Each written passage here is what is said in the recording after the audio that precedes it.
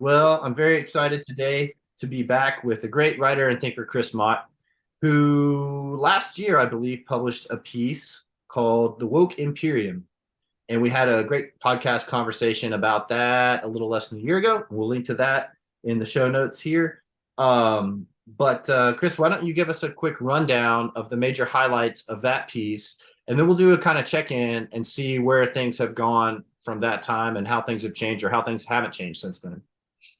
Right, yeah. So about 11 months ago, I released this white paper for the for Peace and Diplomacy called The Woke Imperium, the coming confluence of social justice and neoconservatism. And it's basically an analysis about how the neoconservatives, which I think for anyone over the age of 25 are often kind of considered to be more of a like conservative Republican thing, have come to more realign not just with the Democratic Party, but also with the kind of like social justice tinged activism in general, and not only as a short-term process of a kind of political realignment for pro-interventionist policies, but also as a general theme throughout history. Like this is not a new thing. This is a thing that has happened many times before. There are numerous political realignments when a kind of pro-imperialist faction, if you will, in any given superpower state wants to justify itself without just saying, well, we should be strong, we should be powerful, but really go to pull at people's heartstrings, if you will. This is the kind of thing that has reoccurred continuously throughout history, and particularly in North Atlantic history, it's particularly strong in like the Anglo-American world. It was a very popular thing at the height of the British Empire. It was a popular thing under Woodrow Wilson's presidency. This kind of rhetoric has been invoked clownishly, even in things like the Vietnam War, when the United States killed 1 million people to hold on to this kind of rump dying vassal state, but said, this is actually for their own good, and we can make a better alternative to what the Vietnamese people, well, the majority of them really wanted. And of course, even the famously chauvinistic Bush administration used a ton of humanitarian rhetoric, particularly after the failure of the WMD excuse in Iraq to justify the nation building in Iraq. And then, of course, the Afghanistan operation, which was much more justifiable originally, pivoted towards a nation building operation too. And that became what about the Afghan women and girls. And back in the day, this process was viewed with great cynicism, particularly on the left.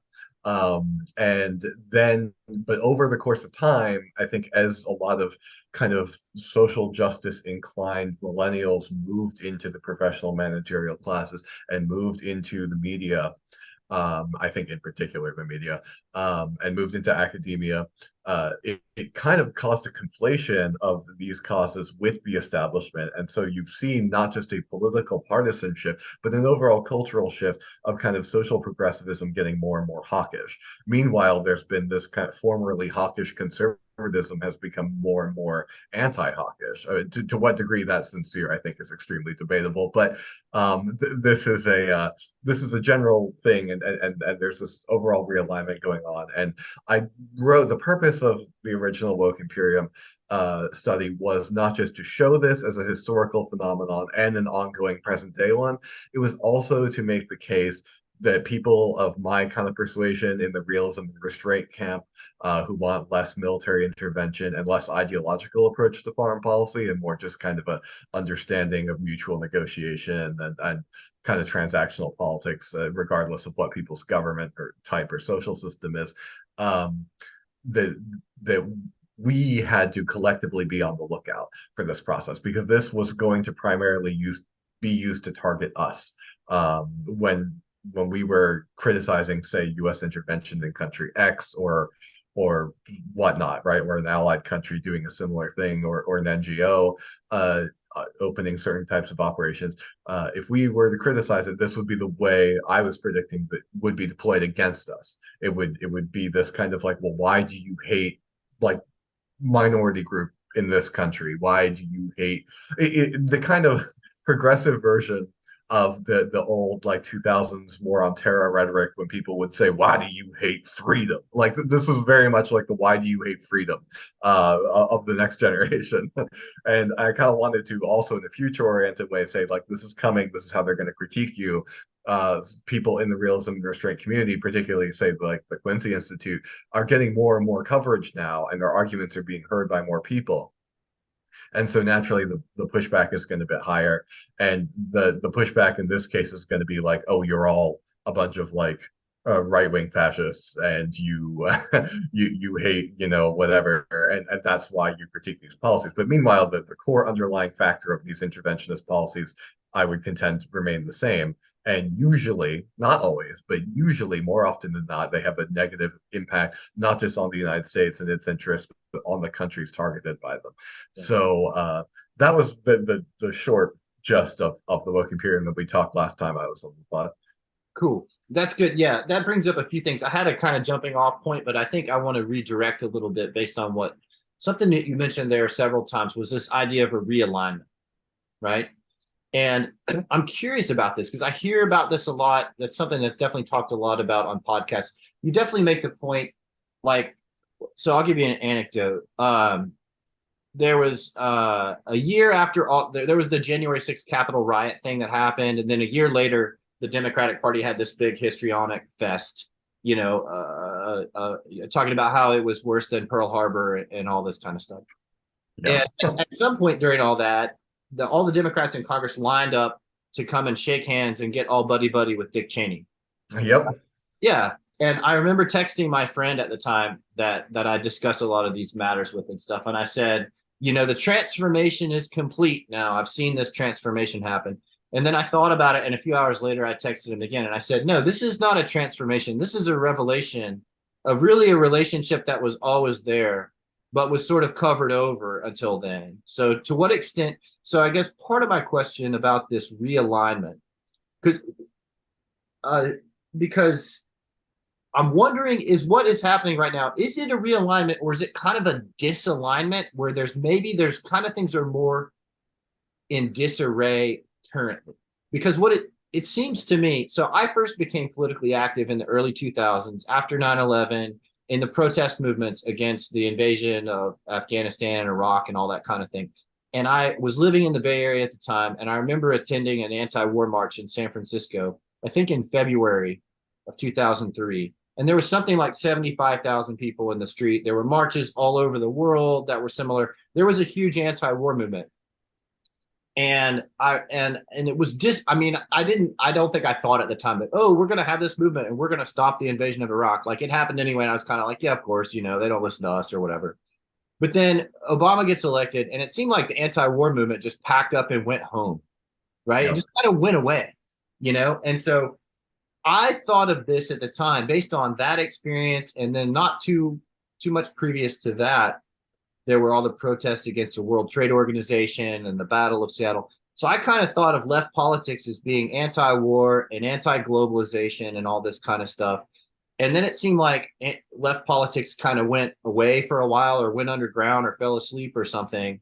And then it's resurged in recent years in this really strange form that I think that's unrecognizable to a lot of people, you know, and I've definitely heard explanations that like, okay, so Occupy Wall Street happened and they had the sort of slogan of the 99% and the 1%.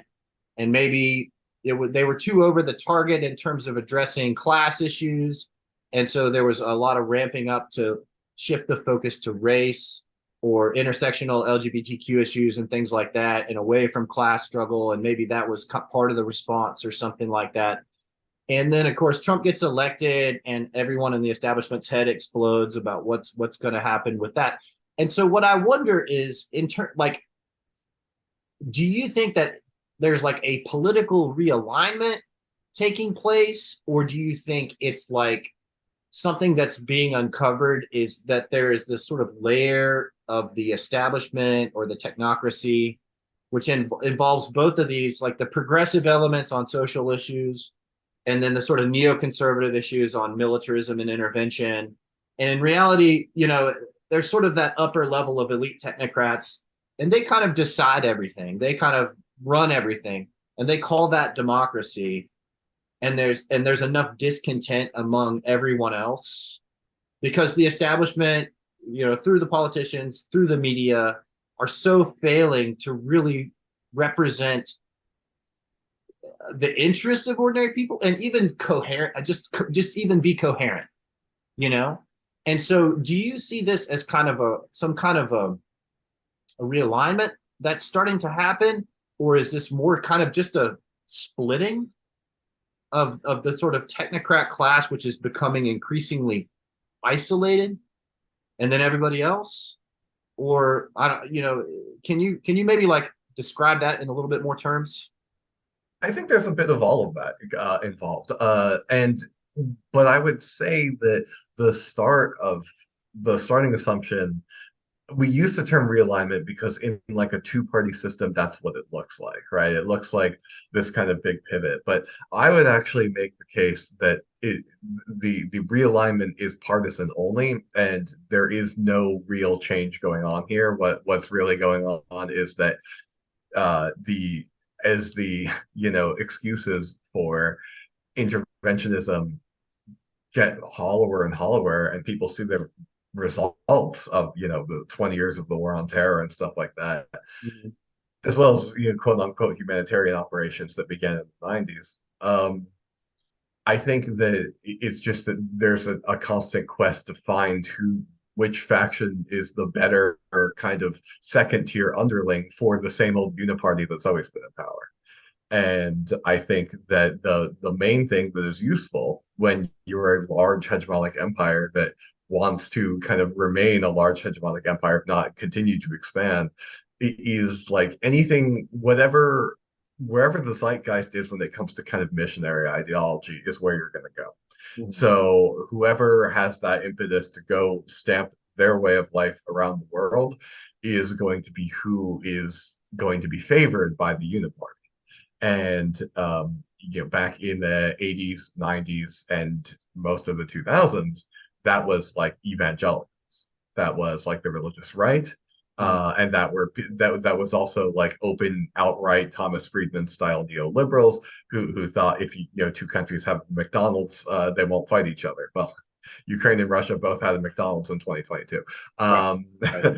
and I think anyone with their head screwed on their shoulders knew that that argument was always silly. I mean, a similar scholar, wind back the clock over a century, a similar scholar whose name I forget, I believe he was French, in 1913 wrote a book about how the major powers of Europe will never fight a conventional war against each other ever again because they do too much trade and it would be too expensive. And yeah, I mean that thesis was very popular, and he did like a book tour and everything, and then the year before World War I broke out. Right. So there was this like kind of weird alliance between business finance, particularly very internationalist inclined business finance, and these kind of culture war conservatives who really wanted American missionaries to go everywhere, who wanted the rest of the world to view America as the shining city on a hill. Those The Bush administration was such an abject failure in every conceivable way. I believe he left office with about a 20% approval rating, like worse than anyone since, even though all the presidents have been very unpopular once they get in office. It just shattered that alliance completely. But the uniparty over both of the two major parties remained intact, and so they were looking, well, how do we kind of keep this process going? And I think Mr. Hope and Change himself, Barack Obama, who once upon a time I was a supporter of, he comes into office and he kind of shows them the way. He's very amenable to keeping basically all of the policies he inherited. Wow. And kind of like Bush, he doubled down as a culture warrior to cover up the fact that he wasn't all that different from many of the consensuses that had come before.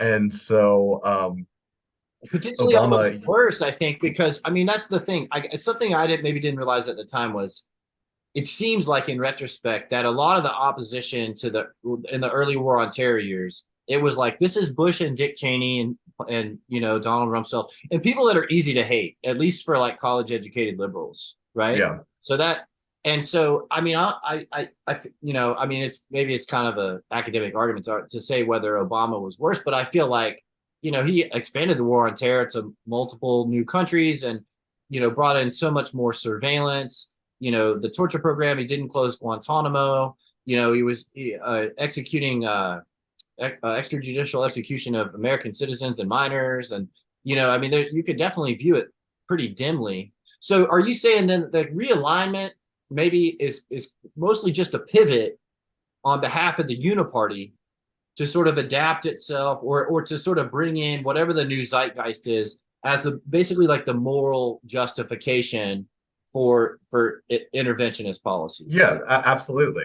Which doesn't mean that people like lower down don't see it as a genuinely held conviction, but I do think that that's what's allowed to kind of take power over the establishment is signal boosted. As we all know, anyone who's paid attention to how like the U.S. press, for instance, has covered events since 9/11, the more hawkish you are, the more seriously you'll be taken by the press. And then there's this whole new thing that has arisen since Obama's second term, particularly since the 2016 election, which is that authoritative establishment sources are inherently trustworthy, is the narrative. And you're like a weirdo and a crackpot if you disagree with them. And there's been, I mean, we could go into specifics later if we want to, but I mean, there's been numerous examples of people making actual, like, provable claims about something disputed that happens in a foreign country being dismissed as conspiracy theories because it goes against like the standard kind of narrative that is supposedly acceptable. And this kind of wedded with, I think, the media's love affair with Obama, who was viewed as this like very like the real life kind of a West Wing presidency, right? Like, also they always love Harry Potter, so it's like combined both. He was President Bartledore, he was the wizard president. He came in and he said, government, respect them all, and they all fell in love with it, and then all of their critiques went away because they were skin deep. The skin deep critiques of the Bush administration weren't really that the policies for a lot of these people. I think it was the aesthetic of who was carrying out the policies. Yeah. So most people were. I took it seriously. I was like, no, this is anti-war. I don't like Bush and Cheney, but I don't care. I'm anti-war. That's what it's about, right? Yeah, but it's about the policy. Yeah. But then it's just, I mean, I don't know if did you go to the Rage Against the War Machine rally this past February? I don't know if you I wasn't able to, but I heard about it. Yeah, I made a point to go to it, and we have a newborn at home. I was like, ask my wife, can I please take the weekend and go to this? It's kind of a meaningful thing to me. I know it's probably going to be small or whatever, and it was small. I don't want to diss it. Like, it's great that they did that. There was conflict, and it was this weird thing about like, oh, there's like libertarians involved, and there's sort of like infighting and stuff, but it was just like, it's just weird. I just feel like, what in the world happened to the anti-war movement? Maybe it's gonna kind of come back now that they're sort of risking possible escalation to nuclear conflict with Russia, which is insane. Like, I don't understand how we can do this. But so you highlighted something there really important that I want to ask you about: the media and journalism. What in the hell is going on? Because, I mean, if we go back to the Bush era, I mean, there were journalists at New York Times and elsewhere straight up printing regime talking points as news, lying us into war, right? We get into it's crazy expensive. People, U.S. soldiers die, millions of Iraqis die, and these people get promotions, right? And as we go through, if we look back through the past 20 years of journalism, and the people that were right about the war were ostracized. Is the other thing. Exactly. Phil Donahue was one of the few people on cable TV who said, "Let's not have this war. This war is stupid. They haven't proven anything to us about their claims," and they fired him. They got rid of him. That was progressive MSNBC that did that. They threw out those people. Chris Hedges used to have a much bigger mainstream platform. He was definitely deplatformed, if you will, to use a modern term. This began very much as a response to 9/11. So it is not just like the rise of a kind of militant social progressivism that's just its newest form. This is just, in general, I think, a stronger push to make the press behave. And I think many people in the press are happy to do so if it enables them to keep their access. So, but like, okay, so now we're at the point where we get these ridiculous stories about who blew up the Nord Stream pipeline. I think the Easter Bunny probably blew. I mean, all the Russiagate stuff, all this stuff that was totally made up, right? And I feel like if you're like, my background's in the sciences, And I feel like if you're this bad at chemistry, you're going to get fired. Like Yeah. can't be as bad at other fields as journalists are being about journalism, right? So I'm kind of I'm watching this going like, there's no way this can last. This is gonna collapse. I mean, and I think if you look at like viewership of legacy media and stuff, you definitely see numbers declining, and I think public distrust in the media is really really high and stuff. Off the charts. But Absolutely. it's just bizarre to me. Like, does nobody have like a reality check at any point? And maybe it's just that like, okay, if you're off narrative, then basically like your career is over. So the I guess the social incentives are so strong. But like what I mean, you had an interesting piece on your blog like not long ago where you talked about like the cowardly stenographers or whatever. So do you want to talk a little bit about what in the world is going on in journalism and what do you see as the future? And is it just like, okay, well, everybody's going to decamp to Substack and become independent, and that's just where it's going to go? Or what do you think about that? Yeah, I think so. My theory, which I can't actually prove this, so it's definitely in the realm of theory. But my theory is that the losing the press in the Iraq War really, really scared a lot of people in the foreign policy establishment because so much of the press was on board with the war and even helped lie us into it. Mhm. Something which they never paid any, with the exception of one individual, Judith Miller, never paid any price for. Meanwhile, many people that were opposed to it did, and arguably still are paying a price for it. But all these people, they were really gung-ho about it. Like there is this general kind of like joke, like if you let a journalist ride around in the tank, they'll write anything for the tank manufacturer. And that was kind of like the Iraq War with the embedded reporting thing, Yeah. right? So they were all embedded in there, and they talked about how great Tommy Franks was, when he was, laying the seeds of a really botched, initially successful, but overall botched war effort. But then they were also, because they were embedded, they turned against the war pretty fast, is the thing. Like a lot of these people did in fact say, we have been lied to, we have been misled, or I have to reappraise this or whatnot. There was like a huge press mea culpa that wasn't big enough and had no consequences, unfortunately. But it did happen. It did happen in like the mid to late 2000s, and I think that really scared um, a lot of people, maybe particularly in intelligence agencies in the Pentagon and hawkish members of Congress. And so there was much more kind of, it became much harder to get press access to cover US-led military interventions. So this is my theory. Once again, I'm not saying this is declaratively. And so I think that the utility of harnessing a cultural zeitgeist, whatever it might be, to kind of moralize foreign intervention is kind of this. It is to have an excuse of who you hire and who you fire and who you allow access and who you don't. It's a social control mechanism. We only want the good, responsible people to be able to report on these good, responsible wars that we have. And so it becomes kind of like a screening thing. So if you're skeptical about these claims that we can remodel societies based off of the rightness of whatever, then you can be easily weeded out. You can say, oh, you don't get to interview with the generals. You don't get to go on the field trip to wherever. You don't get to have that troop scoop that you so want. And so it serves as a kind of moralistic social control, a similar kind of thing, but like like a how a theocracy would would use theology to control who gets in and who gets out and who gets to say what about commentary on policy tracks, whatnot.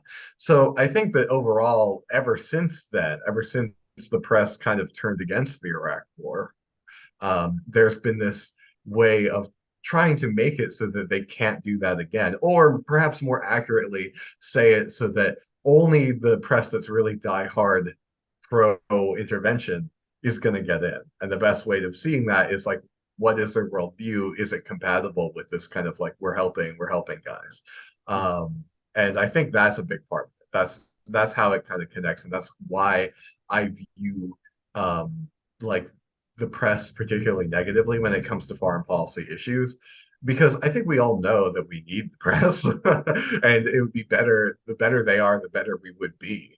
But the problem with that is that if they're not very good, then it's a propagandistic thing. And then and you'll also, if you bring this up, people will say things like, well, okay, sure, but we're working with the best that we have, and would you rather be in a country where like the press is just like totally state controlled or whatever? And I would say, well, like that's a really weird comparison because what we the system that we really have here is one of voluntary self-control, and I'm not sure if I respect the people that do that more than people that just take orders and know that they have to take orders because they're doing it themselves. And if they're so ideologically indoctrinated, they don't even know that that's what they're doing.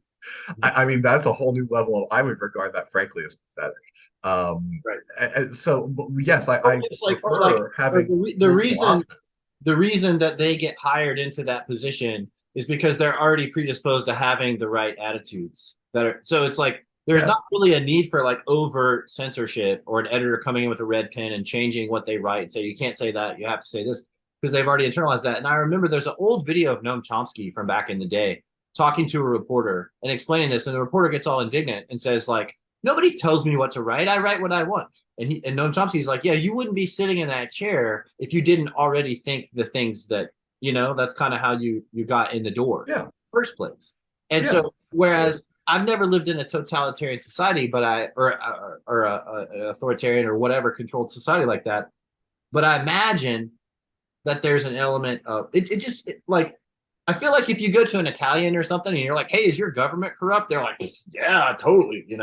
But if you're an yes. American and you're like, "Is your government corrupt?" Like, no, we're all like we think that there's like some kind of purity that's not there. Whereas I feel like these other societies, people might be towing the line propaganda wise, but also they're like, "Yeah, I mean, this is made up. Like, I don't believe this." And there might be like, secret communication where you can be real about stuff. Yeah. Whereas for us, it's like, how can you have like this real kind of communication? And what I wonder is, like, I see what you're saying, where there's a self-reinforcing process, that's kind of bringing the journalists with the right attitudes and orientation in to report on stuff. And, and I feel like we're seeing a lot of the stories in the reporting becoming increasingly absurd and implausible. And for somebody like Seymour Hersh to come along and do this reporting to say like, a lot of indications point to the United States having a military operation to blow up the Nord Stream pipeline, and then people are like, oh, he's a crank conspiracy theorist. I'm like, it's just Seymour Hersh. Like, it's like how did you just evaporate his like decades of being one of the greatest journalists of our period, and to dismiss his kind of reporting. And I I mean, skepticism is fine. He hasn't been right about everything. Skepticism is totally fine, but yeah, the yeah, way yeah. that it just automatically was, oh, he's a kook, and that goes to show you what side is viewed as kookier is the side that's going to get more put down, and the side that's viewed as more prestigious is going to be put up, which is determines kind of who gets more of the media sway. But I actually think your point on the self delusion level of the collectively the Anglos, because let's not pretend this is just the U.S. press. This is Right. like UK, Canadian, everything press as well. That is like this. If anything, these days, I think the British press might be the worst. But like that, I've traveled like very widely, including like in the third world, including in countries that have very kind of dark political systems, and your theory there is 100% correct. The media literacy, which is a weird term to use for this, especially for people that don't have access to information, but I'm going to use it anyway. The media literacy of like people in like police states is way, way higher than it is here because their innate instinct is it's all propaganda. I don't trust anything. And they have this almost kind of communal solidarity against like what is on the television. Um, and oftentimes they watch it kind of ironically. And that level of detachment and skepticism, while it doesn't, apply to everything all the time, of course, but like I think that's a healthier starting point than this like, oh, it's been fact checked by, a Reddit mod or, someone on a cable news network, therefore it's real. And I'm like, no, I actually think that the kind of trust no one kind of X-Files mantra is probably a better starting point, honestly. Yeah. And do you think that um I mean, I'm okay, so I nerd out about certain things, but so ordinary people, do you think that ordinary people, grab somebody off the street in whatever town in Indiana or something? Do you feel like they're having that kind of baseline of like starting to see, or maybe for some time have seen a lot of this media onslaught as being kind of a like is this propaganda mainly circulating within this sort of like upper echelon of elites and the general public is kind of tuned out to it? I know a lot of people go off in some crazy directions and stuff, but I don't get the sense that that's the majority of people. I mean, I have in the area where I live now, I have friends and people that I work with are like working class people, blue collar people, people who didn't go to college and stuff. And my sense is that to me, they seem pretty grounded, you know? They seem pretty normal, you know? Whereas if I flip on NPR, they're going to be telling me that everyone here is a closet neo-Nazi, a member of a militia ready to invade the cities and install a theocratic Christian fascist state. And I'm like, no, no, that's not happening. I haven't noticed it happening. I mean, there's probably 5 people in the whole country who are interested in trying to make something like that happen. They have no power. So, do you feel like Yeah, and three of them are we're running in the developing Republican to help? primary right now. What's that? And three of them are running in the Republican primary right now. So it's not like they're exactly the Yeah. great examples of the normal people. So we know where they are. Like Yeah, exactly. let me reformulate my question and kind of get down to an I area. mean, I don't know what a normal person thinks. I've never met the mythical average person, right?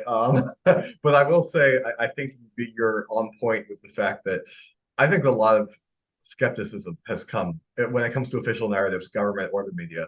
A lot of skepticism is more common, but it's not more common in certain classes, like particularly kind of professional managerial classes. Yeah. So you'll see a wide range of views. I don't think there's anything sort of mythical, either good or bad, like a mythical working class person or whatever. But I do think that there is a baseline culture in kind of the middle professional class, which is so much of the media, so much of lower functioning government, so much of commentary that is, you know, that is doesn't want to look not respectable. So often we'll toe the line. Oh well, obviously Russia had to blow up the Nord Stream pipeline because Russia is bad, and we would never do such a thing. And I'm like, okay, but can you tell me a reason that Russia gains from blowing up the Nord Stream pipeline? Because that's the thing. I'm not putting it past Russia to do something really, really bad. And I mean, the entire Ukraine war is filled with examples of that, but Yeah. that's everyone.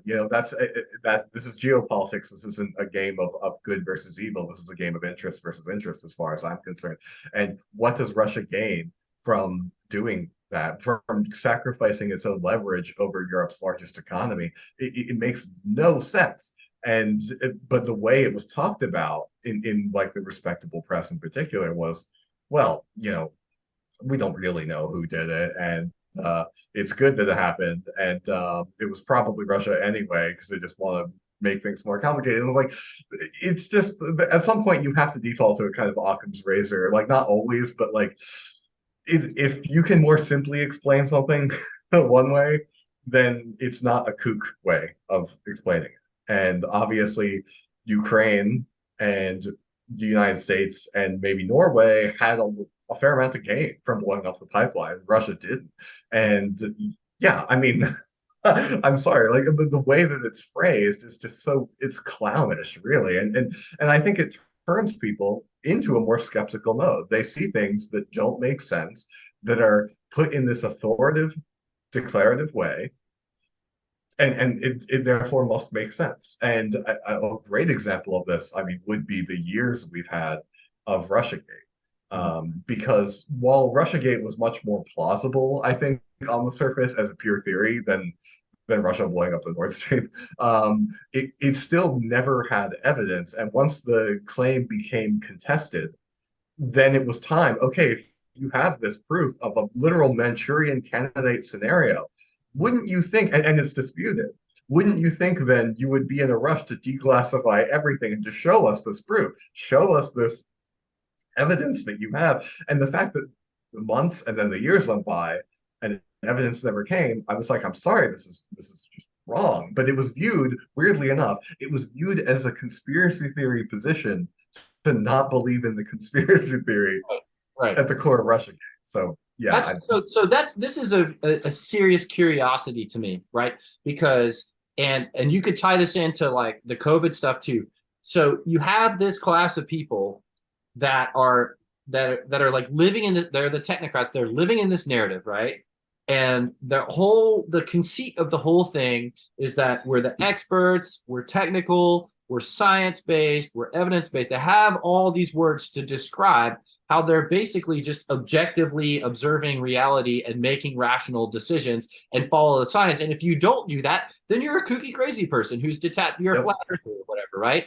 And they will right. seamlessly move from advocating a science-based, evidence-based approach to like without even missing a beat into like you're saying, what's the most plausible, even if we don't know who blew up the Nord Stream pipeline, well, let's weigh the different possibilities and let's look where the weight of evidence lands and let's, try to be objective about it. But like they just move right into it's like how do you move back and forth between this territory of claiming to be science based? Maybe they're never science based. Maybe that's all just made up and it's really I just would I we're going would to I go would say that is wherever the narrative, correct. because it's like with Yeah. COVID, it's like okay, for so long it was like you couldn't talk about, hey, maybe this came from the lab in China where they do research on viruses that do exactly this thing. And it's like, oh, are you a crazy conspiracy theorist? And I had good friends, PhDs in environmental engineering from the university, telling me that I was a conspiracy theorist for thinking that that might be among the possible explanations. So how in the world how is it that people shift gears?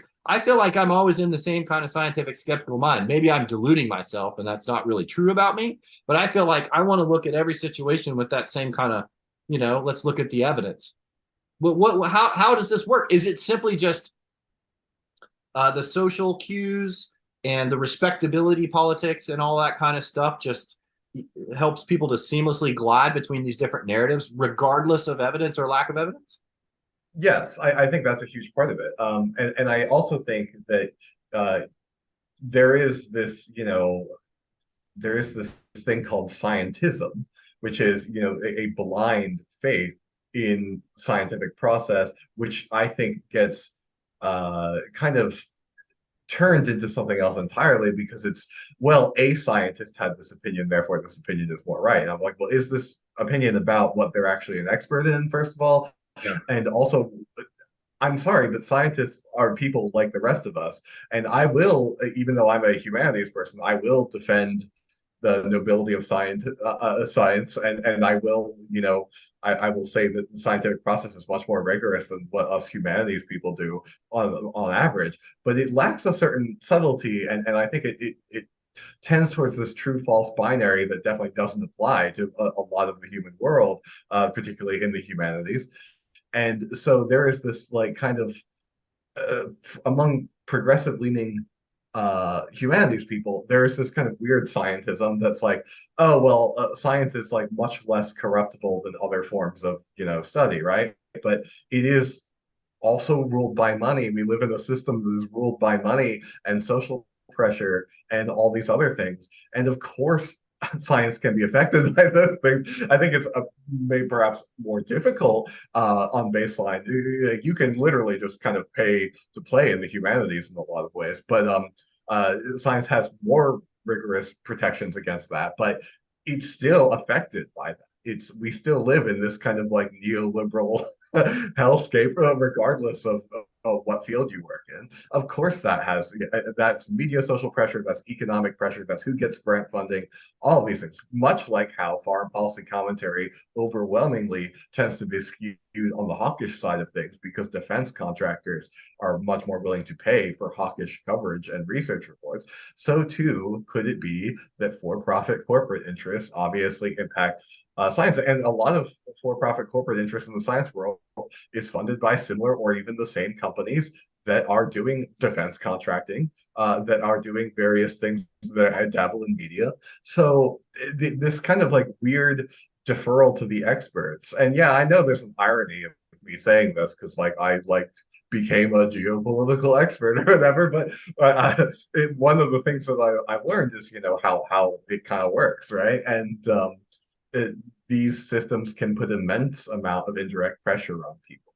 And so there is this kind of belief that, oh, well, because the scientific method has been shown to work really well, and it obviously has, that we can apply this kind of scientific method to the humanities. Like this kind of like we can just constantly improve ourselves and get better and better and better through this kind of like almost like means testy way of viewing the world. And I don't think that that is a very good. It doesn't overlap very well. Like it doesn't work. It doesn't work that way in a practical sense. And I mean, there's an actual really a book I absolutely love by my favorite living philosopher, John Gray, called Seven Types of Atheism, that I was really glad he wrote, because he wrote it as a kind of response to the new atheist movement, as he himself is an atheist, and he was very unhappy with the new atheist movement. And I myself am also an atheist who's very unhappy with the new atheist movement. And I really liked this book that came out. And it was very much like dunking on the kind of scientism and the blind euphoria of this, like, well, if we all just act like scientists, we can improve things forever. We can make things better forever.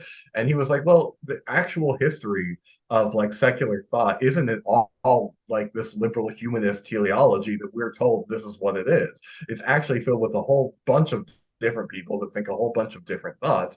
The section he and I would put myself in, he has a chapter called Atheism Without Progress. And that was like very much like describing like you can be totally skeptical, you can totally disbelieve in the supernatural, and you can still not believe that humanity is capable of becoming this rational, perfectible being, and that things will always be messed up and screwed up, and that your attempts to kind of perfect things will probably backfire or be ineffective.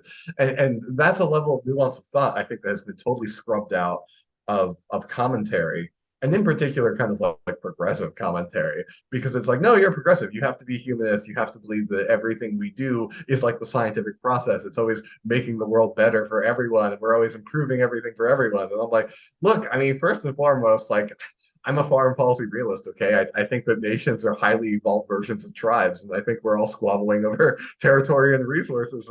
And I think all the technology that we've invented has not fundamentally changed who we are as a species and as a being. And so I think progressivism in particular, I think is very easy to kind of co-opt to this kind of missionary mentality or this kind of media control narrative, because it's like, well, don't you want to stand on the right side of history, everyone's favorite phrase? And it's like, okay, but how many things in the past were viewed as the right side of history that we now make fun of or were horrible? I mean, eugenics was one of those things that was once on the right side of history. So like how how are it just it's not that simple, right? We don't have this simple teleological narrative, and yet this is how it's sold. And this is how you get those weird conflations, like, oh, you disagree with this. Oh, you disagree with the U.S. narrative on Syria. That means that you are, part of the alt-right, or oh, that you don't believe this narrative about this event. Well, you're probably secretly a racist. It's like, okay, like where do these inferrals come from, right? Like it's they're connecting dots that aren't there. And I think that the reality of the world is just too chaotic for everyone to automatically want to connect all these dots, which is why I think that the starting point of skepticism should begin with, media coverage and whatnot, right? If these people want to hold themselves up as these great, like, I don't know, in the tradition of like Robert Ingersoll or whatever, these like kind of great humanist thinkers, then you would think that they would take a much more critical attitude towards entrenched power and media projection. And yet, we've seen a concerted effort to kind of win them over to the camp of like, actually, corporations are great if they put a pride flag on something, and and a lot of people will fall for it. It's crazy. That's wild to me too. Like I was saying, like I kind of got activated originally, assuming that radical or left politics had an element of the WTO battle to Seattle, anti-corporate and stuff. And yeah, this is an area that I kind of wanted to touch on with you, because you had mentioned, I think in one of our emails or something, that when you had lived in DC, you saw kind of a transformation occurring in the annual Pride Parade, and Yeah. how it morphed into, originally it was just, about diversity and inclusion of people who have different sexualities and all the stuff, all the good stuff that we're normally on board with. But then you got Lockheed Martin and Raytheon and the CIA and McKinsey, and it turns into something different. And it seems like, is this just another example of this sort of uniparty establishment co-opting a sort of current zeitgeist to brand itself, to sort of grease its functioning?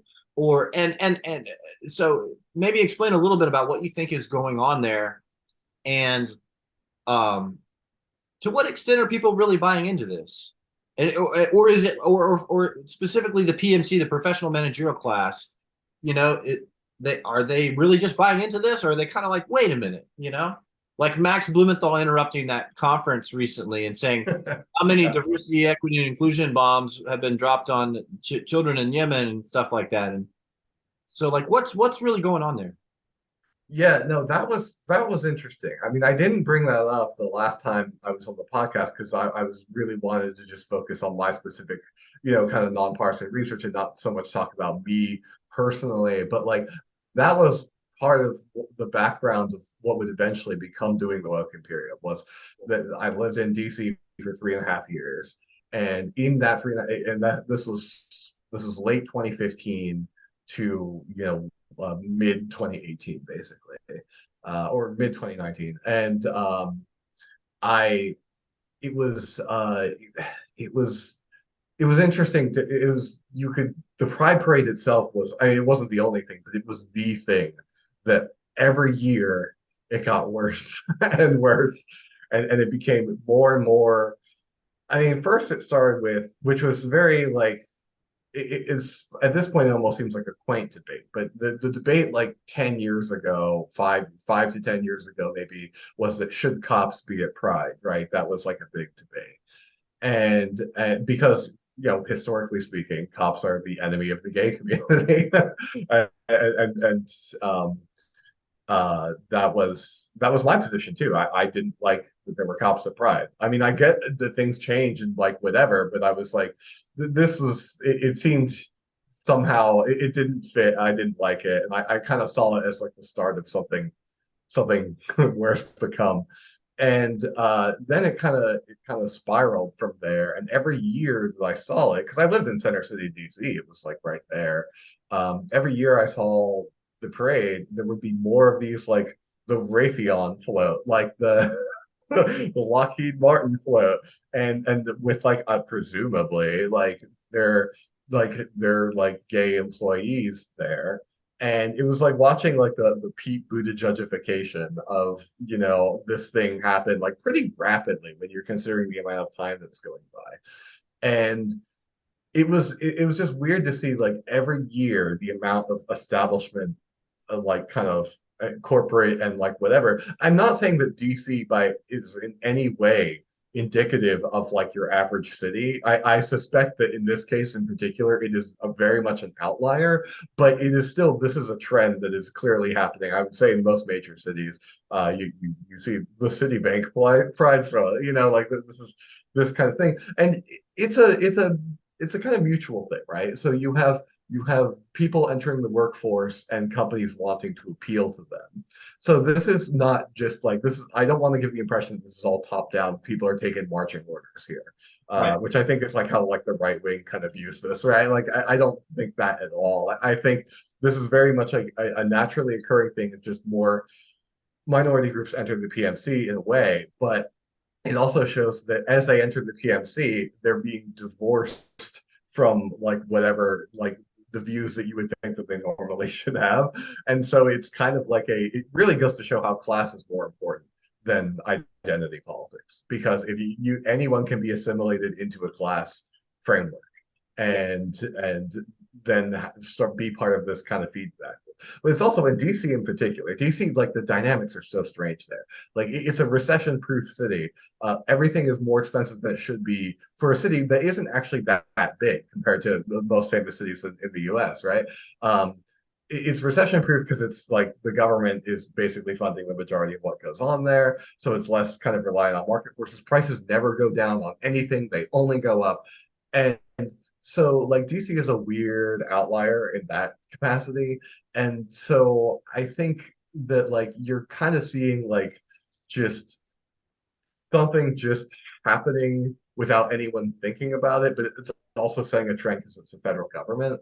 It's a very weird, it's just weird to viscerally see that while all this is going on. Well, while I was there, that was during the tail end of the U.S. funding to at least $1 billion the Syrian rebels who were extremely to put it extremely politely, shall we say, reactionaries on social issues. And you have this like Raytheon pride flag coming down, and meanwhile those weapons are going to these basically jihadists in Syria, and it's and the media at the same time, well, a few years before, had fallen for this whole thing called the gay girl in Damascus, Yeah. where this American man pretending to be a lesbian Syrian, who I actually met the month before anyone found out about this, because he was living in Edinburgh at the same time I was. So I actually ended up meeting this guy before I knew any of this. And then a month later, it was like, oh, yeah, that guy you met last month. He's Amina Araf, the woman who was supposedly detained by the Syrian security services, and the media fell for it because it was a nice story about the evil bad regime persecuting gay people. And then a few years later, you have the U.S. funneling weapons to people who were actually murdering gay people and many other people all across Syria because we wanted to get rid of Assad. And so there's just this like level of contradiction and farce that is imbues all of this stuff and is particularly strong in DC because the federal government employees just don't they just view it as like, oh, this is the natural social progress or whatever. But meanwhile, the policies aren't changing at all, particularly on the other side of the equation outside of the United States. And so it's just like when you see stuff like that, like I don't know, it really just reinforces just how this is continuity rather than change. This is a continuity meant to look like change. But it really is a continuity because the systems of power themselves are not changing. The foreign policy priorities remain exactly the same as they ever were. But who gets to be the favored children of the rhetoric? Who gets to be the scion of who gets to represent this in the media? That changes, but that can always change. Those people are easily replaceable. The useful toady of the past was Bill O'Reilly. Now it's Rachel Maddow. Yeah. These things can go back and forth. They can go all the way around, and that kind of feeds into this whole thing. Like, well, if you're not for U.S. interventionism, then the U.S. is the only country that like cares about these issues. And I'm like, but even if you take that totally seriously, and I think many people do in fact care about it, but like what is the response to these policies, right? It looks like missionary activity. People can say stuff like, oh well, like, oh, if a gay rights organization opens in a country on the US's shit list, then people can say, and they'll domestically say that's probably a CIA friend. Tell me how that helps any of the people you're supposed to be helping with this intervention, This is what I because it mean. does exactly the opposite. What drives me crazy about all this stuff is you think to the extent like, one, is this going to even help the people it's supposedly supposed to help? And what are the odds it's actually going to hurt those people? Yeah. It seems like in reality, so much of this stuff is that's kind of what I thought about when there was a lot of activism going around defund the police. Hmm. Like, there's going to be a lot of poor black people in bad neighborhoods that are harmed by this. Yeah. And there's going to be a lot of well-off PMC people that are going to gain, virtue signaling points for saying Hmm. this. And they're claiming to help these people, and it's going to hurt those people. And is there not someone coming through and like shining a light on the contradictions here? And maybe that's like the people that bring up those contradictions. That's kind of considered impolite, and it runs afoul of respectability. On a related issue, I wanted to ask your opinion of to what extent do you see like the overproduction of elites contributing to these phenomenon? Oh, huge. This is I mean, I even mentioned it in the original woke Imperium. There's a whole section on it because I think that is one of the most important factors going on here. That we have too many people who are trained for kind of technocratic civil society jobs, there's not enough positions for them. So as they compete, the competition gets meaner. And one of the kind of ways of competing is the ideological purity test. Yeah. So it's like the Confucian civil service exam, but with this like tinge of like kind of evangelism about it, right? But like find like the really gung-ho true believer. And so it creates a weird like virtue signal arms race where people are constantly kind of competing with each other in order to show who is like the most progressive person to fill this position. Like who cares, who can speak all the idpol lingo and drop all the kind of smart sounding but not actually very smart kind of like postmodern talking points. Yeah. And so like I think elite overproduction might be the single greatest factor in all of this in a weird way, because you have these kind of positions that require like someone who is somewhat urbane and cosmopolitan and has some degree of training, but then there's too many people that are now checking off those boxes, so that they have to fight each other. And then the only way they can really do it, especially when they're younger and they don't have like they can't really compare work experience, size of resume, they can only really be through like truly buying into it. Now, what extent this is cynical calculation in terms of careerism and what extent this is really buying into it, I don't know. But I imagine the true believers are better at acing the interview because they don't come across as fake. And so there is that whole level of, which is why like diversity, equity, inclusion, and this kind of HR rhetoric has really taken over everything, because it serves a very, not just for the federal government, but for like corporations. It serves like an extremely useful role in like finding who is the most loyal soldier. And also like it is useful for companies in a weird way because it helps divide workers. It helps be able to put workers against each other and have a kind of snitch culture. Oh, did you say something that was problematic, my least favorite word ever, or whatever? Someone felt uncomfortable because you made a joke about whatever, and it becomes this whole like kind of thing. Like, I mean, I know that I myself am demographically speaking a millennial, but my mind and cultural tastes are very Gen X in a weird way. Hence the Guns N' Roses shirt. And I just like when this stuff like comes up, I'm like, oh my god, who cares? Oh, is that like I never in a million years would I want someone to treat me with kid gloves for anything, and never in a million years would I want to be seen professionally as anything but good at what I do professionally. All I want to avoid is, being arbitrarily fired, for some stupid prejudice. That's it. But this kind of switch from like advocating for interests of minority groups in the kind of like, live and let live modus vivendi way, which was the correct way, into this weird missionary police the work culture way is really bad. But it's been really good for companies, and it's really good for kind of people that want purity tests, which I think is a lot of people right now. And I think you see this reflected in corporations, the government, in media, all of it. This is like, it's useful for the powers that be, so they support this culture. Okay. There's a bunch of words peppered throughout your responses to these things. Like you mentioned, like the true believer person might ace the interview because they've really internalized a lot of this, like these values. It's a moral framework, right? And the extent to which people can internalize and reflect this moral framework can help them in their professional success. You mentioned that a lot of the interventionism is done with a kind of missionary bent to it. Words I think that have appeared in some of your writing are messianism, right? The messianism, the true believers. You highlight the work of another scholar. I'm blanking on her name. It's Emily something, but she wrote a book on democratism. Emily Finley, she wrote an excellent book on democracy that Yes. everyone should read. Yeah, I definitely want to touch on that because I haven't read it, but I've read you writing about it. It sounds really amazing, so highly recommended. So this is where I want to kind of drill into a couple things here and then maybe wrap. You mentioned another one of your favorite books was by this guy who wrote about different types of atheism, right? Yeah. I think one of the pretenses of our modern or postmodern society is we've sort of moved beyond religion. That's all old, superstitious, backwards stuff that holds us back. It's oppressive. It's not in keeping with science and all this kind of stuff. And I feel like our society has this belief that we've transcended religion. But in all of this analysis, it appears that we're one of the most religious societies in the world. We Like, are. like our religion is like progressive, technocratic democratism.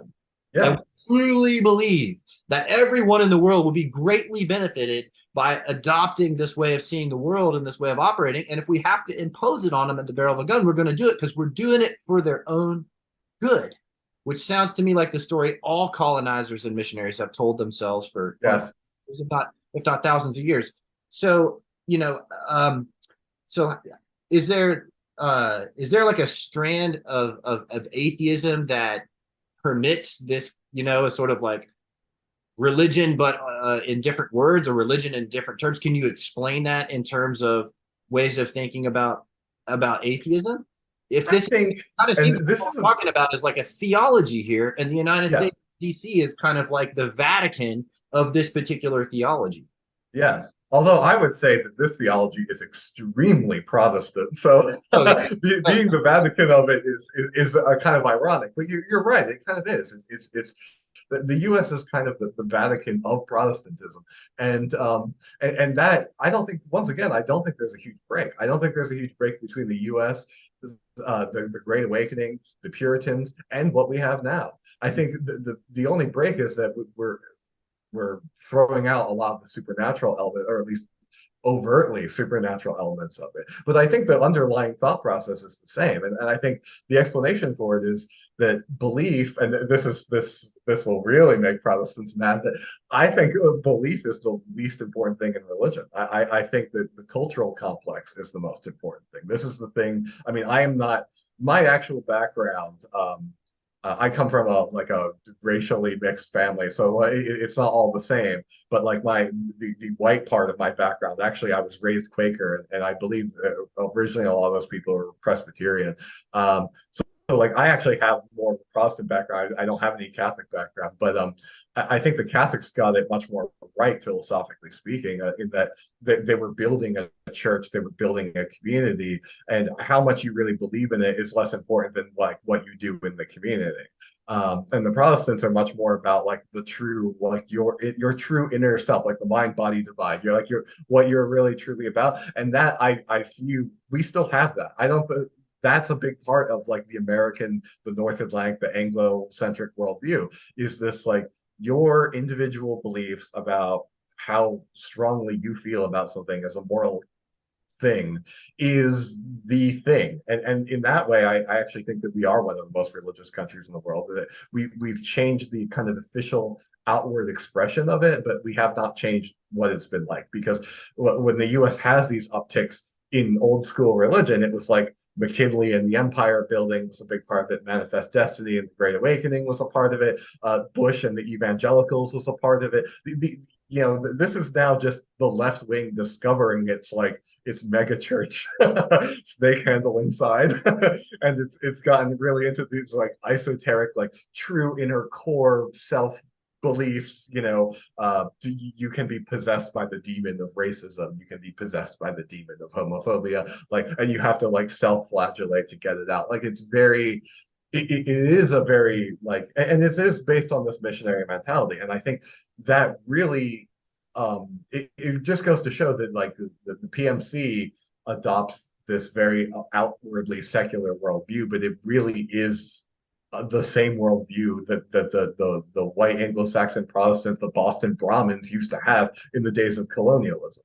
And I think that you see this like, and social justice activism is perfect for it. Like it even has this kind of like overly dramatic, like people have like they stage like die-in protests and stuff like that, which is very similar to like how anti-abortion activists operate. Like I think the psychology is extremely similar between the groups, and I think they're pulling from the same tradition unwittingly. Neither of them would ever admit that, but unwittingly, it is this kind of American Protestant evangelical tradition. And I don't think we should allow ourselves to be fooled by the fact that its political priorities may change. It connects, though, with this worldview of democratism, which is really well summarized by Emily Finley in her book, which is this like it's kind of synthesis of kind of Rousseau's idea that mankind could be saved through revolutionary political activity. And so you combine that with this kind of like Anglo Protestantism, and you get, I mean, I think that inevitably leads to stuff like wokeness, because it is this like marriage of the only way to prove that you are truly good, which you know you are, you're one of the elect on the inside, is by like really pontificating to the extreme about how everyone has to be more like you. And obviously that's useful for expansionists. But democratism itself is this kind of blind, almost technocratic faith that can manifest in many different ways in different countries, which is just that democracy led by a kind of patrician elite is the best form of government and everyone should adopt it. And if anything, it's threatened by alternate governance existing. So now marry that with this missionary mentality, right? And you obviously have this like, we have to go out there, we have to change these countries or they will change us. And this is where these days you get this weird rhetoric about a new Cold War, about a quote unquote axis of authoritarianism, usually implied to be Russia, China, and Iran.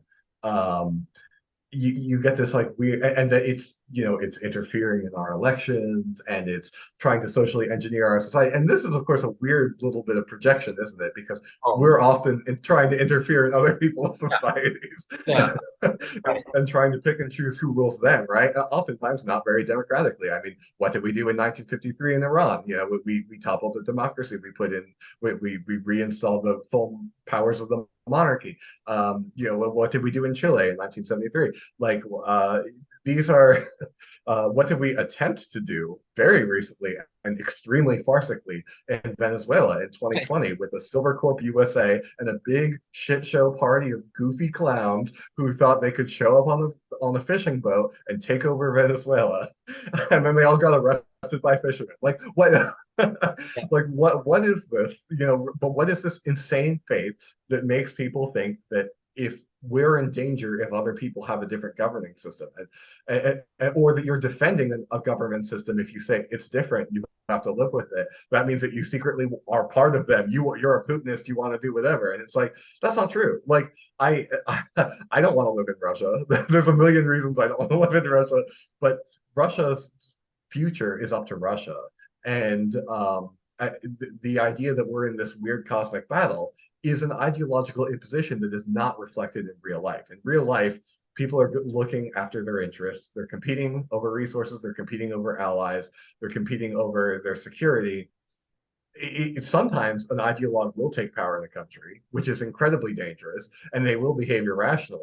But most of the time, there are rational reasons, even if the policies are badly executed, there are rational reasons why people do what they do.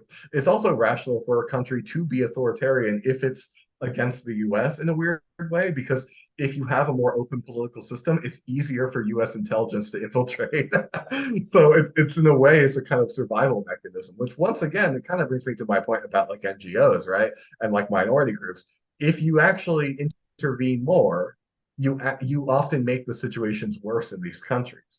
The most secure countries that are capable of reform are the ones that feel that they are fully sovereign and they're not under external pressure to reform, because that actually, if anything, makes them anti-reform. But That, when they so feel that secure, you just hit on something that I was going to ask you about, which is what explain why it is that the sort of the elites in our system, why they hate authoritarians so much. Like authoritarian is basically just like that's one of the worst insults that they can say, and it sounds like at least part of that what you're saying is that okay, so like Viktor Orban is resistant to too much influence of the U.S. coming in. So whether he's a horrible human rights abusing dictator or not, it's like he's going to get that treatment because he's putting down some firm boundaries to like whatever the NGOs coming in and messing around with the culture of Hungary. So authoritarians potentially can be resistant to some of this kind of transformation from without. Something that I noticed too is it seems like with technocracy, there's also this diffusion of responsibility. Like, who's to blame for Iraq?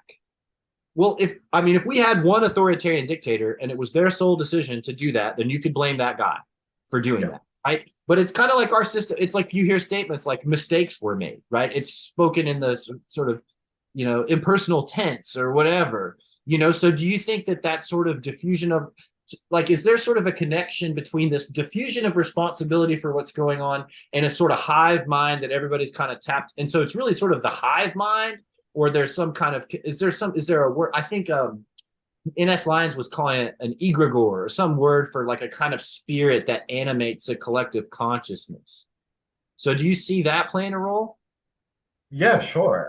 But the thing that actually most strongly comes to my mind is that this is actually the kind of point you're making here is the very point Thomas Hobbes made in the 17th century. Thomas Hobbes, who is, I think, famous to moderns as the kind of pro-authoritarian philosopher, his thinking is actually much more nuanced than that. I don't agree with him on everything by any means, but he is absolutely worth reading because he is an incredibly smart and very insightful guy. He was trying to figure out how to avoid more. He lived through the English Civil War, which came hot on the heels of the 30 Years' War, which was proportionally the deadliest war in European history. And those things were not entirely caused by, but fueled by sectarianism, particularly religious sectarianism. And he was trying to kind of get over that. He was trying to create a centralized state that would abolish, these kinds of like weird, in his day, kind of the equivalent of identity politics. And his point, he's remembered today as being like pro-authoritarianism. His actual point was that there's a certain social contract that is going to benefit the ruler over the ruled for any functioning society to exist. But he said that there are multiple forms of government and that they should respect each other. However, his personal preference, which he didn't hide, was for monarchy. And his argument in that case was actually, in a monarchy, this is one of his arguments, you know who to blame when things go wrong. In a republic, people can always deny who is actually at fault for the failure of the policy, but you know who the king is. And if the king goofs up, you know the king is the one that goofed up. That's actually a point he makes, which is one of his better points, I think. Though I am unconvinced that monarchy is superior myself, but nevertheless, I think that that's actually a very valid point.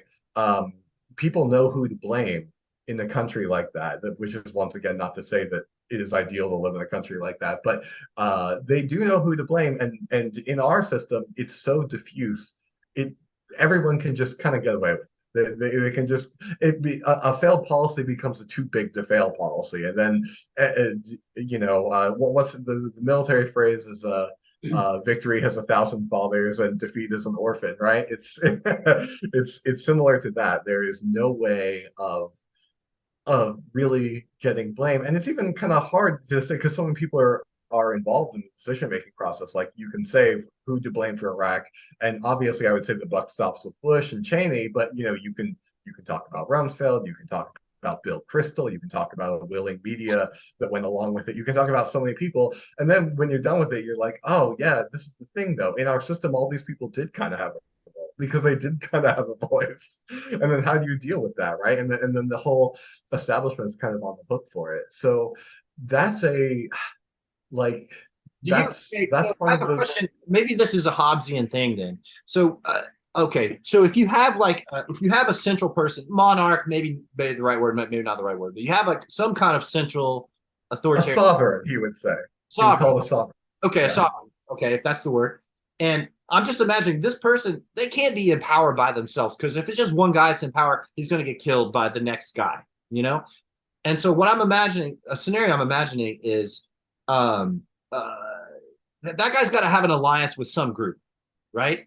And could there be a dynamic where you have some kind of a sovereign that has an alliance with like the working class, the masses, and there's a kind of dynamic where you have this. What I see our system is right now is like it's kind of like this upper middle of technocratic oligarchs kind of has all the power, and they kind of share the hive mind and rule based on that. Could some kind of authoritarian make an alliance with ordinary people where you have a figure, somebody like an Andrew Jackson or like a Huey Long or like this kind of populist leader against the technocracy to, and would that, could you foresee like some kind of dynamic like that taking place? Because I feel like this technocracy that we have is, to me, it seems inherently unstable. There's just too many things that are unsustainable that are going on, and the mass of people are being left out, and living conditions have been on a decline for a long time. And at some point, you could imagine some things really starting to shift. And so I'm just wondering if there is a model where I don't know. I guess I'm just a little bit trying to project into the future how this might shake out. And so if you have any thoughts about that, and then I have an idea where I want to go to wrap, but let me know what you Okay. think. I think a lot of people sell themselves as that. I think a lot of the 20th century communist experiments were that originally, or trying to be that. You could probably make a case that uh, I mean, this is not something you'd really want to emulate. That like Robespierre was trying to do that. Maybe even Napoleon, although definitely not someone who was against the war making, but Napoleon was an excellent administrator, and obviously very good at war. But he is living proof that being bad at diplomacy is probably the worst thing you could ever be.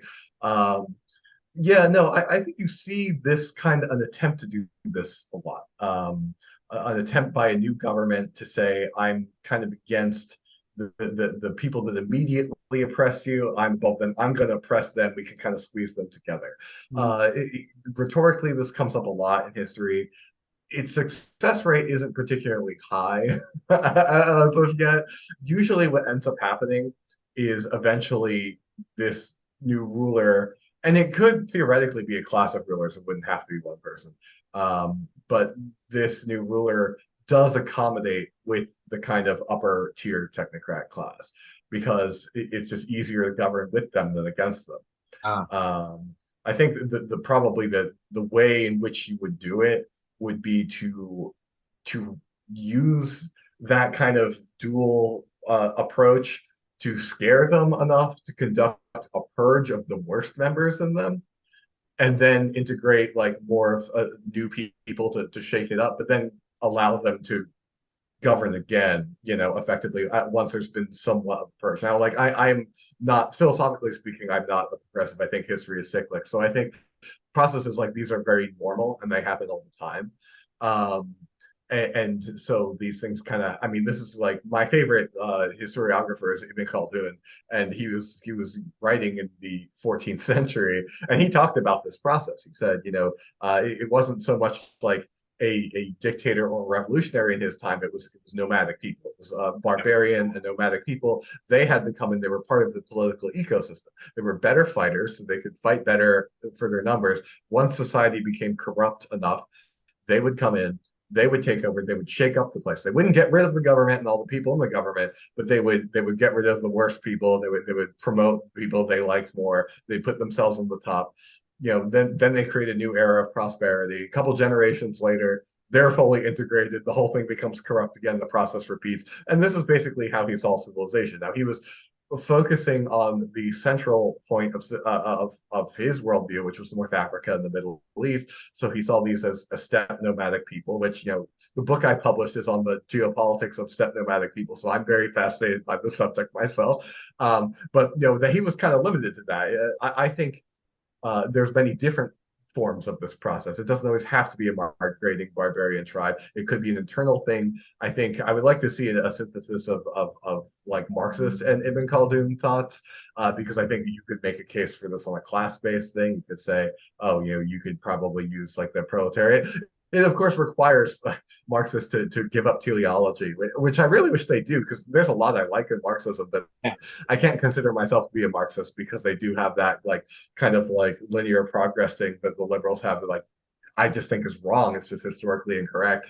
But if they kind of adopted Marxist class analysis and materialism to the cyclical model, I actually think that would be a very interesting thing. I'd be very interested in what could come from that. So yeah, you could have a class element to it. You could have a you need some kind of, I think, government of outsider, right? Like you need some kind of outsider wherever that comes from, whether it's culturally or class based or whatever, you need an outsider to be like, oh, I can see because I'm not completely enmeshed in this what the problems are in the way that the governing class can't because they're too into it. And I can kind of selectively like prune the garden, you know. And it's a never-ending process. It will only solve your problems for a couple generations if you're lucky. But you know, that's politics. It's always temporary. So like to me, that's kind of how I would view it. Like I don't think it would be, but the problem with democratism is that you're not even able to have these conversations Yeah. unless you're constantly just singing the praises of President Bartletor, you know, like unless you're constantly just like this idealized West Wing worldview of like how and not even U.S. politics works that way, right? U.S. politics is also favor trading. We have legalized lobbying, which is like a kind of form of corruption, and if you count that as corruption, we're one of the most corrupt countries in the world. So if you put like all these things like this ideal of like the drawing room and the boardroom and like these beautiful technocrats who just have everything figured out and oh ooh, here's a quip from Voltaire. Like, you know, it doesn't it's limiting. It's not saying that those things don't have value. There's a lot of things in liberal democracy I really, really like, but like Bill of Rights, like the idea of a Bill of Rights is fantastic. But you know, if you just limit yourself, if you also prevent yourself from learning from other countries, is the thing, right? Other countries have different experiences, and they're not all bad. Just because they're not like us doesn't mean that they're all bad. There's some interesting stuff that has happened in the past, and so it's funny because it's always sold as this like cosmopolitan, like enlightened way of thinking. Is this like everyone should be a liberal democracy, everyone should be hyper philosophically progressive, but like when you really look at it, like that is so provincial because it just writes off the majority of the human experience historically and even in the modern world. It just says, oh, don't look at that. Only look at like the Anglo countries in Scandinavia, and you know, and that's just bad. Like I think more options is better.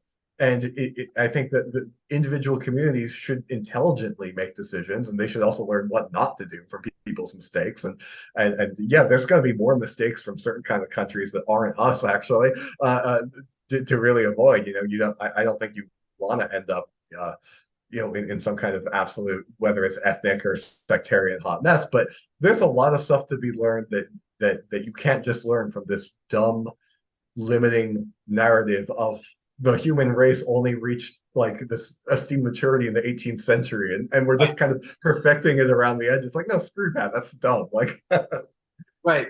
So, okay, this is where I want to wrap. And I want to touch on some of your recent work where you've done a lot of stuff writing about middle powers. And we could talk a bit about what you mean by middle powers and that sort of thing. But there's a personality on Twitter and a YouTuber commentarian, and he's more on the right. I'm sure you'd find a lot to disagree with him on, but you may know him, Aaron McIntyre. Does that name sound familiar? I've heard of him. I can't say I'm super familiar with his work. Yeah, I think you would find a lot interesting about him and a lot to disagree with. But one of his viral memes is he's made the statement that the people who want to win will always win over the people who just want to be left alone. And so my kind of where I want to zero in with you is you are an advocate of the realism and restraint school, right? And I read your stuff. It makes total sense. You know, you're talking about, you know, this is like common sense. This is like strategically smart. This is strategically not smart. You know, and this is evidence based and all this kind of stuff. So my question is, all this conversation has revolved around sort of ruling uniparty now is extremely ideological. You know, we're using words like messianism and missionary, and you know, they move seamlessly between talking about data and talking about narratives that have no data support and without even a blip of recognition. And so, you know, your school of thought is coming in and essentially trying to talk common sense to these people who are really taking a theological evangelical perspective, right? And you mentioned the phrase live and let live, and which I'm like, this is like central to my worldview, is like live and let live. People do things differently. I may not agree, but it's not up to me. Live and let live. And live and let live seems to be impossible under this theological order. It's like we can't have somewhere in some people living in some back of beyond structuring their society in a way that we disagree with. Right. Yeah. And it's kind of like my dream as a person from Appalachia. I grew up in West Virginia. I live in Western North Carolina now. And my kind of dream would be it would be like Scots Irish Appalachian nationalism, where it's kind of like Appalachia is like the redneck shire, and we're all just hobbits happily farming, and smoking the pipe weed and having parties and fireworks and left I'm to glad that you picked the Highland South and not the Lowland South for this, by the way. yeah. But anyway, so Aaron makes this statement that I suspect that there's probably a lot of truth to it, but I wish that there wasn't. This idea that people that just want to be left alone are going to get railroaded over by the people who want to win, right? And so with this, some of the ideas that you've discussed in some of your recent pieces about these middle powers, like, trying to be neutral or trying to be outside of great power conflict and all this kind of stuff, do a lot of these countries stand a chance against a hegemon who's a zealot about the worldview, about the way of government, about the way of running the economy, about the way of the culture and all that kind of stuff? And is it like, are these sort of peripheral areas, like, should we just batten down and just kind of wait for that to fall apart? Or how is it that this realism and restraint school starts to get traction when your interlocutor is like a theological zealot? How do you approach Well, there's a couple rejoinders to that. I would say one thing is that in a closed system, in a totally closed system, that statement is correct. The fanatics will beat the people who want to be left alone. But we don't live in a closed system at all. There's a million different. It's kind of like saying the Earth is a closed system. Well, it's actually powered by the sun, so no, it's not. This is a similar dynamic, and I would say that this applies across the board. The fanatics have short-term advantage for sure, but the problem is the number one danger for power wielding on the macro scale is overextension.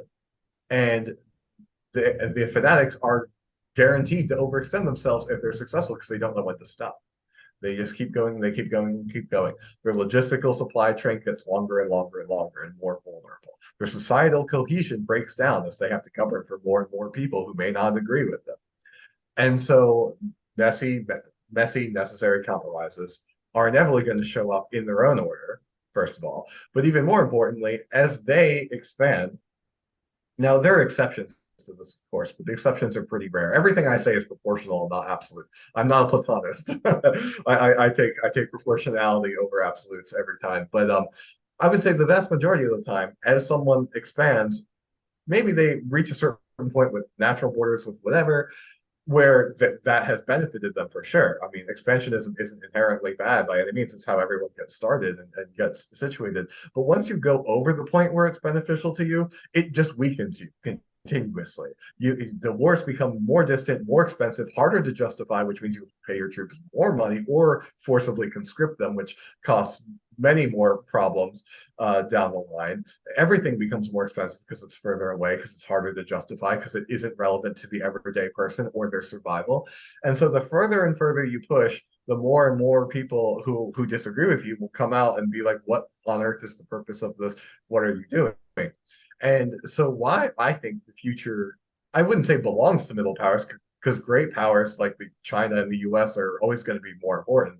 But why the future is looking good for middle powers to me is because the great powers, particularly the US, but not entirely the US, I think Russia is a very obvious example of this right now, are overextending themselves to a point that makes them weaker on the global stage, which means that in specific regional contexts, the middle power is actually equal or stronger, depending on what power it is. So, yeah, no one's going to say India or Turkey or South Africa is going to just, ha, I'm the new US. Like that is not going to happen. What it is going to say, though, in the specific regions around those countries with their immediate neighbors, yeah, guess who matters more? Whose opinion matters more to whatever faction is in charge of the government or rebelling against the government in Myanmar right now? Is it DC or is it New Delhi? Because it's New Delhi. They're right there. that is more important. If you're on the border with Turkey, Turkey is more important. If you're involved in the Black Sea, when it comes to grain shipments in Ukraine, even when it comes to dealing between Ukraine and Russia, Turkey is arguably as important as the U.S. is. The U.S. is only important in that war because of the amount of military hardware that we send. Right. But in general, like if you're Georgia, if you're Iraq, in the long run, Turkey's more important than the U.S. So you've got this, and the more the U.S. tries to hold on to this, and the thing is, there's a material basis for this power. This is not abstract. The U.S. position is based off of the post-war consensus. The post-war consensus in 1945 was built on by far being the strongest country in the world, having suffered the least of any of the major combatants in the world's most ruinous war, and having half of the global economy and over half of its industrial output. Is that true anymore? It is objectively untrue. And yet the US is trying to interfere in more countries than ever before with a smaller share of the economy, a way smaller share of the industrial output. And therefore, it's much easier for someone to just say, no, like you can't come in here. This is my neighborhood.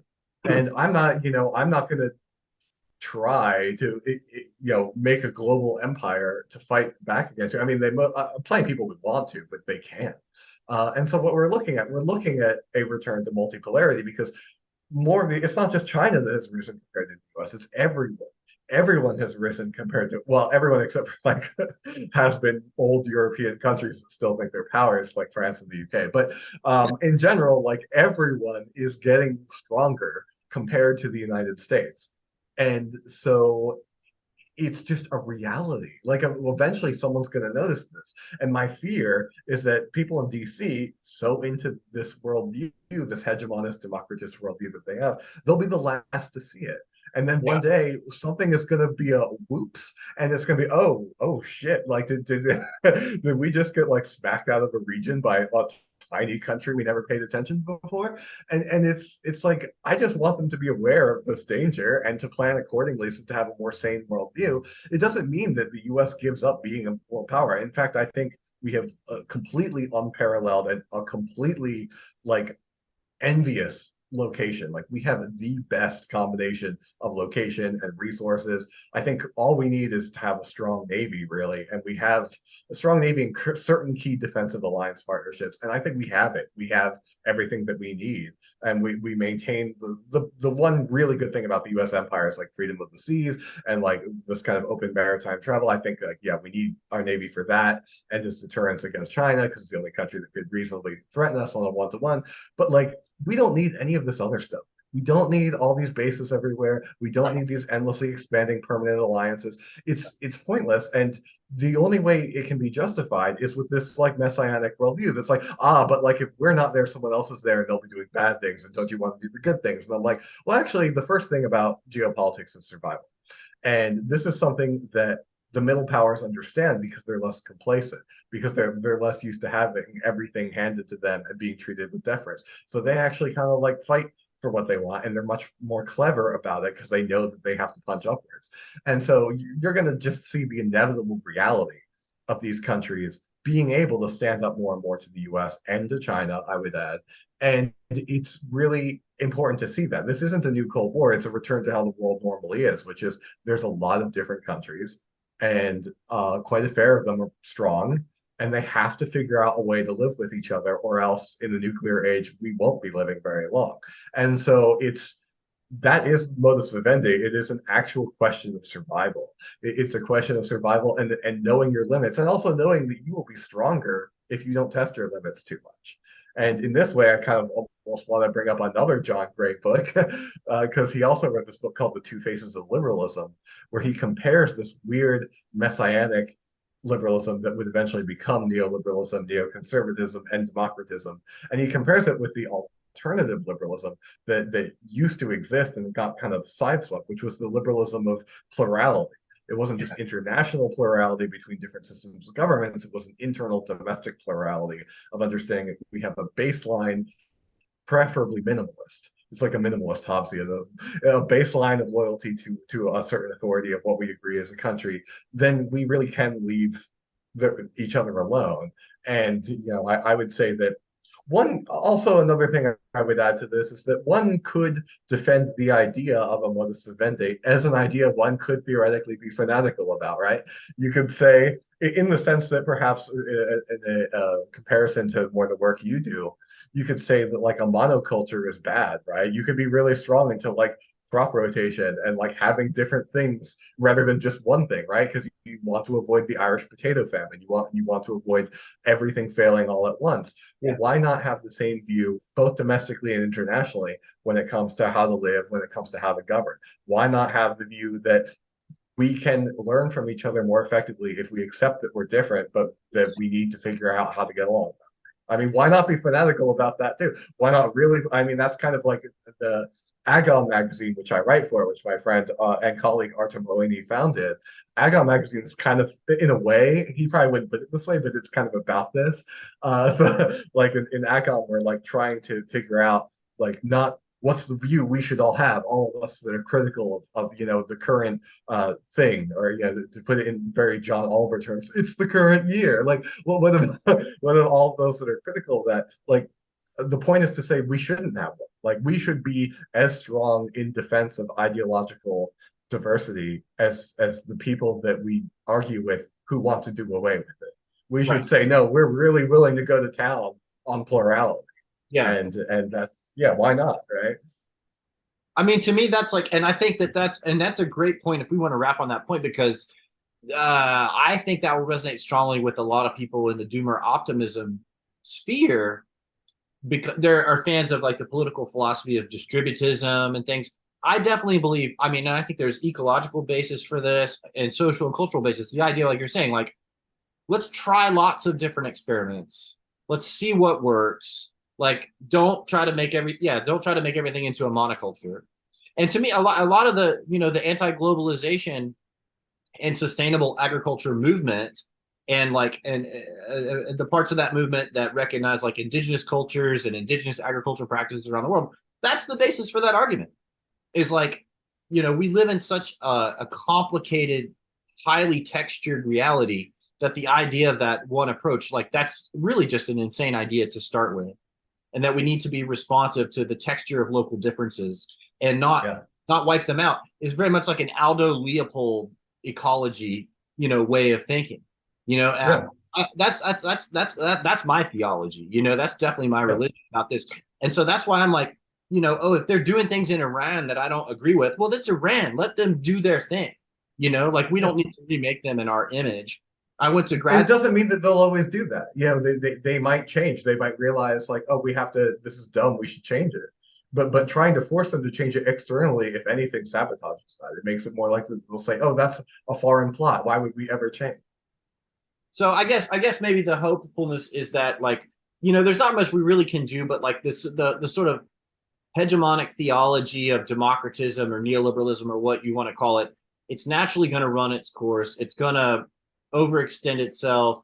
Already we're seeing like resource depletion and environmental constraints on the expansion of a lot of, I mean, to me, climate change is a symptom of the overextension of a particular form of political economy and its resource dependence. And Yeah, that's showing you that yeah, it's crossing. I worked for a few years on ecological footprint analysis, where we look at many dimensions of biocapacity of the planet, and to the extent that the human economy is overusing these different dimensions. And yeah, that's the message: is that we've sort of outstripped the capacity of the planet to provide on an ongoing sustainable basis for a lot of these things. So we're going to face resource constraints and that sort of thing. So in a sense, the failure fixes itself in a way.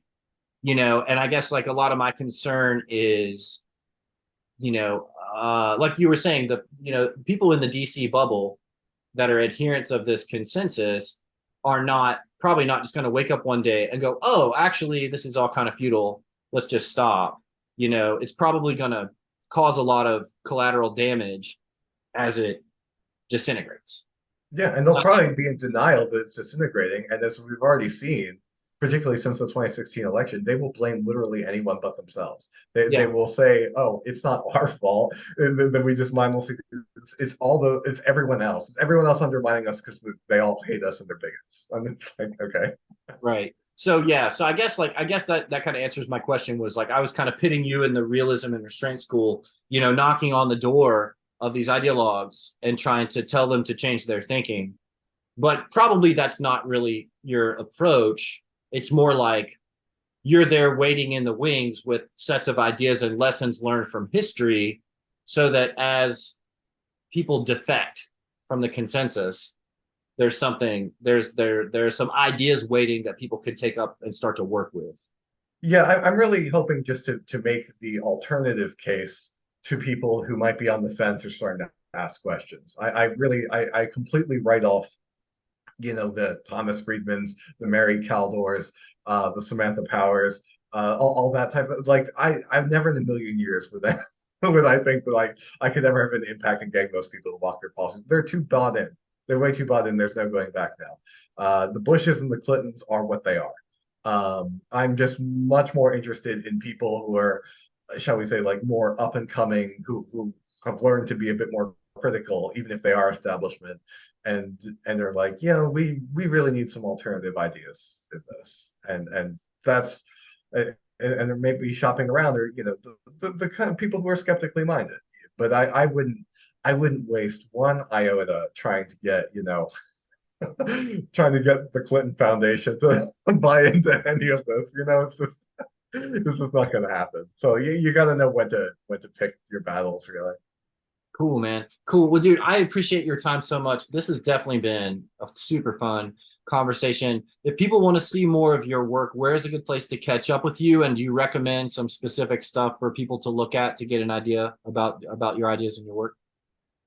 Yeah. So I keep most of my publications on a publication side tab on my personal website, GeoTrickster. I do this because I publish in multiple places, so it's not always there. There is a collection of my work on the Institute for Peace and Diplomacy website. Under my name, I have a lot of publications of the national interest at Responsible Statecraft. Yeah, the rest of it can be found on GeoTrickster, which is my personal blog. And yeah, for now, that's probably the extent of stuff. One thing I would say though is because I've been dropping all these author names that are either very old dead philosophers or niche things that are nonfiction that people might not want to read. An alternative, and I actually do have a post about this somewhere on my blog from a few years ago. I'm sure you can find it if you look for the author's name plus my blog title. So Jack Vance, Geotrickster. But people should read Jack Vance. He was a science fiction author in the mid to late 20th century, and his idea of humanity in space is very, very different from how most science fiction authors depict it, and it kind of fits the themes of this conversation. So he kind of saw a world where people went into space, and rather than form like a utopia united federation of planets or become some kind of like dismal eternal battleground of everyone constantly fighting each other, like it is in BattleTech, which is another one of my favorite sci-fi franchises. Jack Vance saw actually his worldview was that every weird subcommunity would eventually find their own planet, and all the planets would be kind of self-contained, and they would just gradually, both in terms of biological evolution and in terms of culture, just diverge from each other and create ever stranger, more elaborate. And he was meant to kind of take the piss out of people, so it's not presented in this like super positive way. But it's a really interesting worldview of like the modus vivendi in space, if you will. And I think he's an author that really should be looked at to get the kind of gist of this argument, which is not an argument of ideals. It's not an argument that solve problems. Jack Vance's stories are full of all kinds of horrible things, but in the end, they exist in this kind of realm where diversity of human culture is actually its greatest strength, and the ability to travel between planets is made cool by the fact that every planet is different from each other, and yet is open to having people visit, and whatnot. So that's another random thing that I haven't mentioned before that I think is worth mentioning on this particular topic. The other thing before we wrap, I'd like to bring up is that the last time I went on this podcast, I, of course, knowing where you were from, I wore my Mothman shirt, knowing that you were from West Virginia. On that same trip, I bought a wall hanging, and I've now brought this out. This is my talk about localization. I have terrible glare. I'm sorry because where my window is. But this is my cryptids of West Virginia wall hanging. Oh, It's a map of West Virginia with all the various mythological creatures that are reported to live there in their rough locations. man, I got to get one of those. That looks really cool. Yeah, I believe I bought that one at the Mothman Museum. So yeah, Next time I go home, I'm taking a side trip to Point Pleasant, and I'm going to go check that out. yeah, absolutely. I figure it would be thematically keeping with my prior appearance if I brought in another thing from that from that trip. No, I super appreciate that. That was such a I remember that it was such a fun memory that you busted out the Mothman T-shirt. Today you've got Guns N' Roses, dude. You're batting 1,000 on cool T-shirts on this podcast. Yeah. Yeah. Well, maybe next time we can talk about like what sociological cultural role cryptids play in localism, right? Because that is actually a topic that interests me. That's a very good topic. Okay, well we'll definitely come back and we'll revisit that the next time we have Chris Mott on. But thank you, Chris. Take care, and we'll catch up with you down the road. Yeah, absolutely. Talk to you later.